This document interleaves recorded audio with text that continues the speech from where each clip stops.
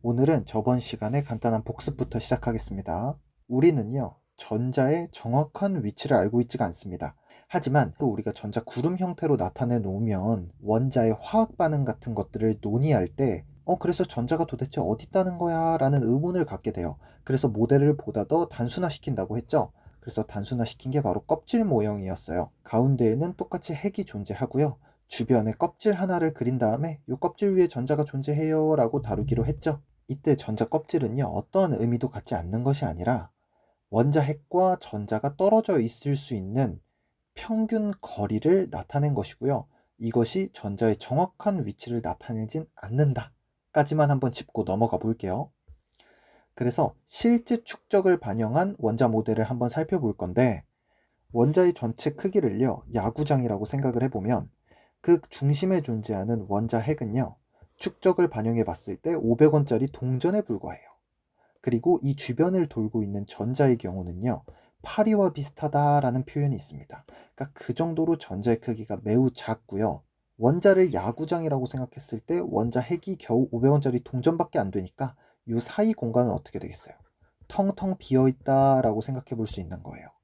그렇기 때문에 첫 번째 원자를 A1이라고 하고요. 두 번째 원자를 A2라고 했을 때 이 A1과 A2가 충돌해서 어떤 화학 반응을 일으킬 거 아니에요? 결합을 하게 되겠죠. 그러면 어떤 것들이 먼저 부딪힐까요? 바로 전자끼리가 먼저 상호작용이 일어나게 되는 거예요. 자, 이제 전자의 에너지를 한번 살펴볼 텐데요. 에너지에는 대표적으로 위치 에너지라는 게 존재합니다. 영어로는 포텐셜 에너지라고 하는데요. 어떤 물질이요, 위치나 그 특수한 구조로 인해서 소유하고 있는 에너지를 뜻해요. 예를 들어서 언덕 위에 이렇게 돌멩이가 하나 있다고 가정을 하면 이 돌멩이는 위에 있죠. 언덕 위에. 그래서 위에 존재하는 그 위치 때문에 어떤 에너지를 가지고 있고요. 시간이 흐르면 이 절벽이 깎여 내려가면서 돌이 아래로 떨어지게 되겠죠. 그러면 위치 에너지를 가지고 있던 이 돌멩이가 아래로 떨어지면서 에너지가 낮아졌다. 즉 에너지가 높은 곳에서 낮은 곳으로 이동하는 현상을 보실 수 있으세요. 이렇게 자연계의 물질들은요, 항상 가장 낮은 위치 에너지를 갖는 상태로 움직이려 하려는 압력이 있고요. 바위 같은 경우에도 위치 에너지가 높은 상태에 있다가 점점 아래로 떨어져서 위치 에너지를 잃게 되는 쪽으로 내려오게 된다는 겁니다. 그럼 전자는 어떨까요? 전자는요, 양자역학적인 이해가 필요해요. 하지만 그렇게 되면 저희가 일반 화학으로 넘어가기 때문에 생물학을 이해하는 데 필요한 지식들만 잠깐 빌려서 사용하고 넘어가도록 할게요. 전자는요, 정해진 구역에만 불연속적으로 위치할 수가 있습니다. 예를 들어서 첫 번째 껍질이 E1이라는 에너지 준위를 갖고요. 두 번째 껍질이 E2라는 에너지 준위를 갖는다면 E1보단 E2가 더 커요. 핵에서 이 껍질이 멀어지면 멀어질수록, 즉 이 반지름이 커지면 커질수록 에너지는 커진다라고 생각을 하시면 돼요. 그래서 핵과 가까운 곳이 에너지가 낮고 에너지가 낮은 쪽이 보다 안정하기 때문에 전자가 그 껍질을 먼저 채운다라고 생각을 하시면 되고요. 첫 번째 껍질 위에 이렇게 전자가 있는 것이 두 번째 껍질로 이동하기 위해서는 더 에너지가 높은 껍질로 가는 거기 때문에 외부에서 에너지가 투입이 되어야 되는 거고요. 그리고 만약에 전자가 위에 있는 껍질에서 아래에 있는 껍질로 내려오기 위해서는 에너지를 특정 형태로 방출한다라고 생각을 하시면 됩니다. 여기서 불연속적이라는 게 좀 포인트인데요. 이렇게 소립자들의 세상에서는 에너지가 불연속적으로 결정되기 때문에 첫 번째 껍질의 에너지 준위와 두 번째 껍질의 에너지 준위 그 사이에는 전자가 존재할 수 있는 확률이 아예 없습니다. 이게 이제 양자역학이 어려운 이유인데요. 우리는 그냥 그렇구나 하고 넘어가도록 하겠습니다. 즉 전자의 에너지 준위는요, 핵으로부터 떨어져 있는 이 평균 거리와 상관이 있고요. 멀어질수록 에너지가 커진다를 알고 계시면 됩니다. 그럼 이렇게 에너지가 커진다는 것은 결국 불안정하다는 것이고요. 왜 불안정할까요? 그 이유는 핵은요, 플러스를 띤 양성자들이 모여 있어요. 그리고 전자는 플러스를 띠죠. 이렇게 핵에 의해서 전자가 영향력을 받아서 속박이 될 수가 있는데, 플러스 마이너스를 끌어당기죠. 이렇게 속박이 될 수 있는데, 전자가 여기서 더 멀리 존재한다면 우리는 더 적은 핵의 영향력을 받게 될 것이고, 이 전자는 에너지는 높아졌지만 굉장히 불안정한 상태에 놓일 수 있다는 것입니다. 하지만 여기서 이러한 의문이 생겨요. 전자 껍질은요, 평균 거리만 나타낼 뿐 원자의 진짜 모습을 나타내는 건 아니죠. 왜냐하면 이건 제가 단순화시킨 모델이라고 설명을 드렸잖아요. 우리는 전자의 진짜 위치를 몰라요. 그냥 평균 거리만 이렇게 껍질 형태로 나타낸 거죠. 진짜 모델은 어떤 식으로 논리를 전개할까요? 그걸 알기 위해서는 우리는 전자 오비탈이라는 개념을 알고 있어야 돼요. 전자 오비탈이라는 것은요, 전자가 90% 정도의 시간 동안 존재할 가능성이 높은 공간을 의미해요. 즉, 전자의 정확한 위치는 알 수 없지만 우리가 전자가 90% 정도의 확률로 존재할 수 있는 공간은요, 수학적으로 풀어낼 수가 있어요. 이게 그 유명한 슈레딩거 방정식을 풀었을 때 나오는 값들로 3차원 좌표계에다가 공간을 도시했다라고 생각을 하시면 됩니다. 그러면 지금 이 색칠한 공간 속에 전자가 존재할 수가 있는 거예요. 할 수 있다. 그러면 이런 오비탈에는요, 이런 다양한 종류가 또 포함이 됩니다. 이 종류들 역시 양자역학적으로 슈레딩거 방정식을 풀었을 때 나오는 값에 의해서 결정되는 것이라 지금 부연 설명은 조금 어려울 것 같고요. 이런 것들이 있다라고 일단 우리가 생각을 하면서 내용을 이해하도록 해볼게요. 1s 오비탈은요, 3개의 좌표축 기준으로 구형 모양을 띠게 되고요. 이 구형의 공간 속에 전자가 존재한다는 뜻입니다. 평균 거리로 보게 되면 핵과 좀 가까운 특성을 지니게 되고요. 핵과 가까우니까 전자의 에너지는 낮습니다. 하지만 이 좌표계에 1s 오비탈보다는 조금 큰 2s 오비탈이라는 게 있습니다. 그러면 평균 거리가 1s 오비탈에 비해서는 보다 멀리에 존재하겠죠. 그리고 이 공간 속에 전자가 존재할 수 있는 확률이 있는 겁니다. 그러면 EP 오비탈이라는 걸 한번 배워볼 텐데요. EP 오비탈은요, 모양이 조금 특이하고 개수도 상이합니다.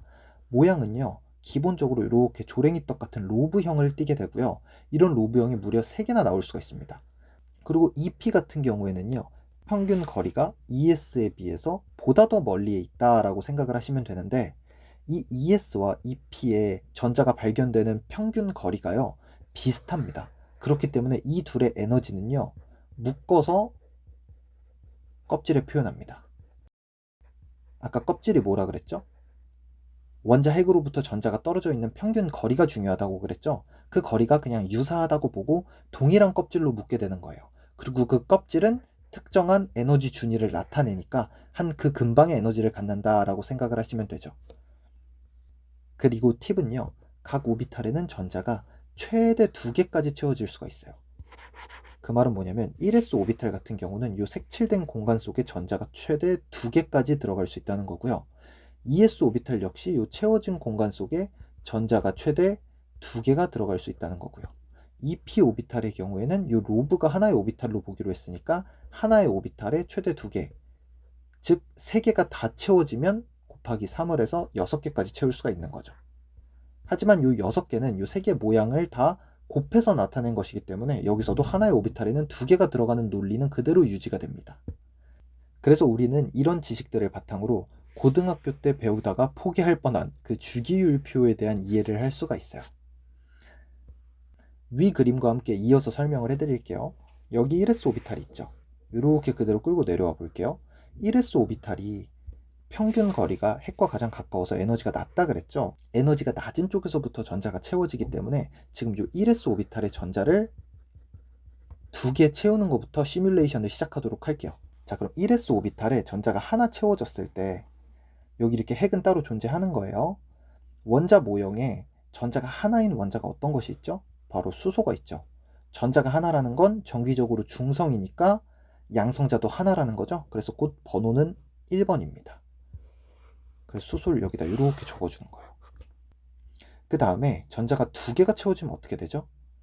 전자가 2개인 원자는요, 양성자도 2개일 테니까 헬륨이 되고 오른쪽에다가 이렇게 채워줄 수가 있습니다. 여기서 키포인트는 뭐냐면 이 전자 껍질에 전자가 하나 있다 이런 식으로 표현할 수 있다는 거예요. 그리고 헬륨 같은 경우는 껍질은 같아요. 왜냐? 똑같은 1s 오비탈, 똑같은 에너지 준위를 가지는 똑같이 평균 거리가 핵과 가까운 이 1s 오비탈에 2개가 채워져 있기 때문에 2개 다 에너지 준위는 같아야 되죠. 전자의 개수만 상이한 거예요. 그래서 에너지 준위는 같아서 같은 껍질에다가 표현을 하게 되고, 하지만 전자의 개수가 다르기 때문에 수소는 1개, 헬륨은 2개 이런 식으로 표현하게 되는 겁니다. 자, 이번에는 평균 거리가 핵과는 조금 더 멀리 있어서 에너지 준위가 높은 ES 오비탈에 전자를 하나 채웠다라고 생각을 해볼게요. 그러면 ES 오비탈이 갑자기 뿅 생겨가지고 거기에 전자 하나 뿅 들어가는 것이 아니라 이렇게 1S 오비탈이 이미 다 채워진 환경 속에 두 개가 채워졌죠. 그럼 이제 ES 오비탈을 사용하는 거예요. 그래서 ES 오비탈에 또 하나가 채워지고 이제 최대 두 개까지 채워질 수가 있는 거죠. 그러면 하나를 채웠을 땐 세 개, 하나 더 채워서 두 개를 채웠을 땐 네 개가 되겠죠. 이걸 순서대로 리튬, 베릴륨 이렇게 써주는 거예요. 하지만 ES 오비탈은 에너지가 1S에 비해서 높죠. 그렇기 때문에 껍질을 바꿔줘야 돼요. 그래서 첫 번째 껍질에 두 개가 차 있는 것까진 맞아요. 왜냐면 1S 오비탈은 채워져 있으니까. 근데 2S 오비탈을 채워 나가니까 이번엔 껍질을 체인지 해가지고 여기에 전자 하나, 그리고 여기에 전자 두 개 이렇게 놓으면 2S 오비탈까지 꽉 채운 게 되는 거죠. 그 다음에 이제 EP 오비탈을 소환할 건데 EP 오비탈은 확실히 평균 거리가 ES 오비탈보단 보다 더 멀어요. 그렇기 때문에 에너지가 높은 거 아니야? 라고 생각하겠지만 이 둘은 비슷한 거리여서 어느 정도 퉁쳐서 그냥 표현을 합니다. 그렇기 때문에 EP 오비탈에 전자를 채워 넣어주기만 하면 돼요. 그러면 첫 번째 EP 오비탈, 요 순서는 상관없어요. 조랭이 떡에. 지금 Y축부터 보는 거예요. 요 Y축 EP 오비탈에는요, 전자 두 개까지가 들어갈 수 있죠. 그 다음 Z축을 보게 되면 또 두 개가 들어갈 수 있죠. 그 다음 X축을 보게 되면 또 두 개가 들어갈 수 있어요. 그럼 총 6개까지가 더 채워질 수가 있죠. 그래서 하나, 둘, 셋, 넷, 다섯, 6개를 채우는 거예요. 똑같이 두 번째 껍질에다가 두 개가 채워져 있는 상태에서 하나를 채워주면 되고요. 두 개를 채워주면 되고, 세 개를 채워주면 되고, 네 개를 이렇게 채워주면 되고요. 5개를 채워주면 되고, 6개를 채워주면 여기까지가 ES를 다 채웠다면 여기까진 EP를 다 채운 게 되는 거죠. 그래서 이렇게 나름 규칙성을 가지고 주기율표가 채워지기 시작합니다. 2주기를 마쳤고요. 3주기를 한번 볼까요? 3주기는 제가 여기 따로 안 적어놨는데 요거보다 조금 더 큰 3S 오비탈이 있다고 생각하시면 되고요. 요거보다 조금 더 큰 3P 오비탈이 똑같이 방향대로 3개가 존재한다 라고 생각을 하시면 됩니다. 그러면 에너지 차이는 나겠죠? 그래서 세 번째 껍질이 등장하게 되고요. 여기에 전자 하나, 그 다음 두 개, 여기까지 채우면 3S 오비탈을 채운 거죠. 그 다음 나머지 6개는 똑같이 보다 큰 사이즈의 3P 오비탈을 채워나간다 라고 생각을 하면 되고요. 이러면 벌써 우리가 원자 번호 18번까지가 해결되게 됩니다. 그 다음에 4주기에선 어떻게 될까요? 4주기에선 더 큰 4S 오비탈이 등장을 하겠죠.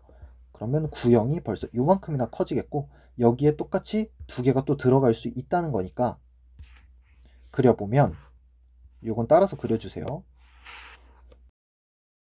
4개의 껍질을 먼저 그리게 되면 되고요. 안에 껍질들은 2개, 8개, 8개가 꽉 차야겠죠. 여기도 2개, 8개, 8개가 꽉 찬 상황에서 마지막 껍질에 하나, 마지막 껍질에 2개를 채워주시면 됩니다. 그래서 19번은요. 칼륨이고요. 20번은 칼슘입니다.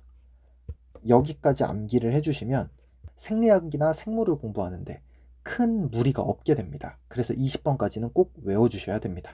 여기까지 따라오시는 분들 아주 잘하셨겠지만 조금 헷갈리는 부분이 있으실 거예요. 그 부분이 바로 뭐냐? 지금 이 껍질 모델과 오비탈 모델이 연동이 잘 안 되고 있다는 거예요. 그래서 이 부분을 제가 링크 시켜 드릴게요. 10번의 네온을 한번 살펴볼게요. 꺼내보면요. 전자의 개수와 양성자의 개수는 같으니까 원자 번호 10번에 네온 이렇게 적을 수가 있겠죠. 이 네온은요. 일단 1s 오비탈에 2개가 채워질 거예요. 핵과 가장 가까운. 그 다음에 2s 오비탈이 있겠죠. 여기에 또 2개가 채워질 거예요.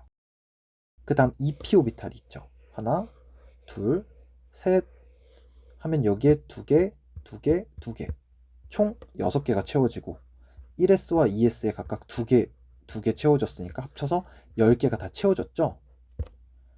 보시면 1s 오비탈, 2s 오비탈이 이렇게 제가 일부러 다른 색깔로 보기 쉽게 색칠을 해둔 거고요. 이 P가 축별로 3개가 있는 모습을 볼 수 있죠. 그래서 이 오비탈들이 확률적으로 지금 전자 2개씩을 다 가지고 있는 거예요. 그럼 총 10개가 되게 되죠. 그런데 1s의 에너지 준위와 2s의 에너지 준위는 달라요. 이는 핵과 떨어진 평균 거리 때문에 그렇죠. 그런데 ES와 EP 같은 경우는 핵과 떨어진 거리가 엄밀히 차이는 나지만 그리 큰 차이가 나지 않기 때문에 같은 에너지 준위의 껍질로 묶는다고 제가 말씀을 드렸어요. 그렇다는 것은 같은 껍질로 묶을 수 있다는 거예요. 즉 1s를 채우는 두 개는요, 첫 번째 껍질을 채우게 되고요. 두 개. 그 다음에 2s와 2p를 채우는 총 8개의 전자는요, 두 번째 껍질을 채우게 되는 거예요. 이렇게 공부를 해보니까 주기율표가 확실히 규칙성이 있을 수밖에 없을 것 같아요. 크게 주기와 족으로 설명이 되고요. 주기부터 설명을 드릴게요. 주기는요, 같은 가로줄을 의미합니다. 확대시켜보면 1주기가 요 가로줄을 뜻하고요. 2주기가 두 번째 가로줄, 3주기가 세 번째 가로줄을 뜻하죠. 그런데 1주기를 살펴보면 껍질의 개수가 하나예요. 2주기를 살펴보면 껍질의 개수가 2개예요. 3주기를 살펴보면 껍질의 개수가 3개입니다. 즉 같은 가로줄은 같은 주기를 뜻하게 되고요. 같은 주기는요, 같은 껍질을 뜻하게 돼서 이렇게 묶어서 기억하시는 거 굉장히 좋습니다. 그렇다면 같은 세로줄에서는 어떠한 공통점이 있을까요? 일단 이를요, 가로줄이 주기였다면 세로줄은 족이라고 불러요. 한번 볼까요? 첫 번째에 있는 세로줄이 당연히 1족이겠죠? 두 번째는 2족이고요. 이런 순서로 쭉쭉쭉 나아갈 거예요. 그래서 1족이 3개나 있으니까 한번 빼내가지고 공통점을 보시죠. 이쪽을 확대해보면, 자, 수소 같은 경우는요, 첫 번째 껍질에 전자가 하나 있는 형태예요. 그리고 이 껍질이 처음이자 마지막 껍질이죠. 그리고 그 밑에 줄인 리튬 같은 경우에는요, 전자가 3개니까 두 번째 껍질에 전자가 하나 있는 걸 볼 수 있죠. 나트륨은요 11번이에요. 그 말은 뭐냐면 첫 번째 껍질, 두 번째 껍질 모두 꽉 차서 10개가 꽉꽉 차고요. 여기에 플러스 1개가 돼 있는 거라고 생각을 하시면 돼요. 그래서 나트륨은 11번이고요.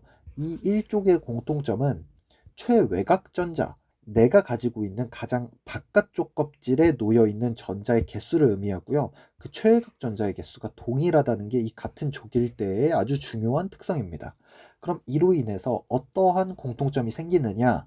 아까 제가 얘기했듯이 원자의 구조를 보면 원자 크기에 비해서 핵의 크기가 압도적으로 작죠. 그렇기 때문에 가운데가 텅텅텅 비어있는 구조였어요.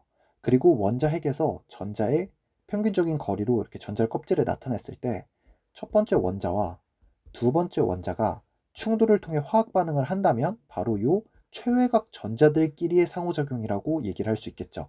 왜냐하면 요거보다 더 가까이, 평균 거리가 가까이에 있는 전자들은 결합에 참여하기보다는 핵에 의해서 안정되어 있을 확률이 높고, 그보다 밖에 있어서 상호작용에 용이한 전자들이 화학 반응, 즉 결합 같은 것들을 일으킨다는 거예요. 그렇기 때문에 우리가 화학 반응에 있어서 전자가 중요했던 거고, 그 최외곽에 있는 전자의 개수가 동일한 같은 족에 있는 원자 그룹들이 화학적 특성이 유사할 수밖에 없는 겁니다. 그래서 여기까지가 캠벨 32페이지에서 35페이지에 해당하는 내용이었고요. 저번 시간에 이어 원자에 대해 더 디테일한 설명을 덧붙여 드렸습니다. 다음 시간에는요, 이런 원자들이 어떤 식으로 결합을 통해 분자가 되는지를 설명해 드릴 거고요. 화학 시간이 얼마 안 남았는데 지루하거나 힘들더라도 생물을 공부하는데 더 깊은 인사이트를 얻어가실 수 있으니까요. 포기하지 말고 모두 화이팅입니다.